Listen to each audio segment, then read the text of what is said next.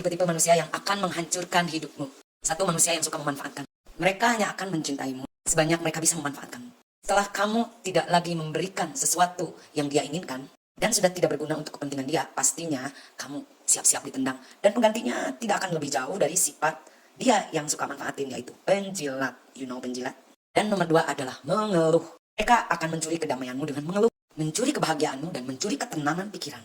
Berawal dia akan cerita alias curhat, agar kita itu berempati. Kadang itu setan masuk ya, kita itu jadi merasa kasihan gitu, karena dia mengeluh, keluh kesah. Dengan begitu kita berempati, akhirnya lupa deh kewajiban yang di rumah gitu kan. Dia lebih mementingkan yang curhat dan merasa empati dengan kehidupan dia itu. Kadang itu kita serasa dibutuhkan gitu kan, menjadi pahlawan kesiangan kali ya. Sampai apa-apa, lupa kalau dia harus fokus pada kewajibannya sendiri, yang akhirnya berantakan sudah. Yang ngeluh itu biasa sih ya, kita kasih solusi ya kan, tapi tahu diri, tahu posisi, siapa kita, siapa dia ya kan. Kadang kita juga orang pinter jadi tolol gitu kan, ya, demi jadi pahlawan atau ada tujuan tertentu ya kan.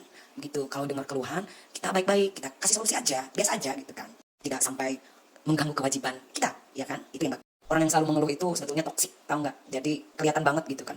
Dengan siapa bukan mengeluh sih, harusnya kita sharing. Sharing itu bukan dengan lawan jenis sih, biasanya sih dengan kalau ibu-ibu ya ibu lagi ngobrolin anak-anak gitu. Itu udah salah kaprah kalau ada yang lawan jenis ya kan, kecuali ya dia nggak punya keluarga, oke aja, oke. Dan yang ketiga adalah orang yang selalu menyalahkan, salah terus orang lain ya kan. Mereka itu tipe orang manipulatif, jadi hati-hati guys. Mereka itu udah bikin salah ya kan, nyalahin orang, sudah jalannya salah, diingatkan malah biasanya memutar balikan fakta. Dan biasanya orang tersebut suka berbohong, itu penyakit itu.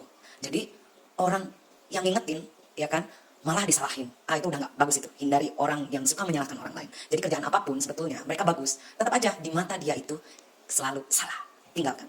Nomor 4 adalah pesaing.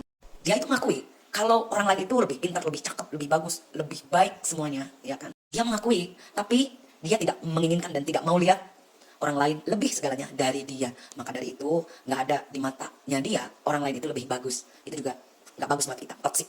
Karena menurut dia melihat orang lain itu bisa disepelekan, nggak dihargai, percuma kan. Jadi nggak usah lah ya dekat-dekat orang yang begitu. Kamu mau nggak jadi pesaing? Nggak kan.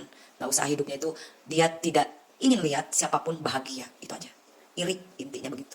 Dan nomor 5 adalah pengkhianat. Biasanya orang tersebut menyalahgunakan maafmu, kepercayaanmu, dan kesetiaanmu. Dan kamu akan menyadarinya setelah habis kesabaran. Siapa yang mau dong, kita udah percaya gitu kan, kita sudah memberi maaf, ternyata lebih parah. Jadi siapa sih yang mau sabar? Ya akhirnya dia akan pada ninggalin ya kan, begitu coy. Dan kesimpulannya, tidak ada seorang pendamping yang akan meninggalkanmu karena kekuranganmu. Tetapi beranilah meninggalkannya karena sifatnya. Karena sifat dan watak itu emang susah untuk dibentuk dan dirubah. Karena udah dari sononya, dari kecil itu, dari orok ya. Nggak bisa sifat itu kita rubah.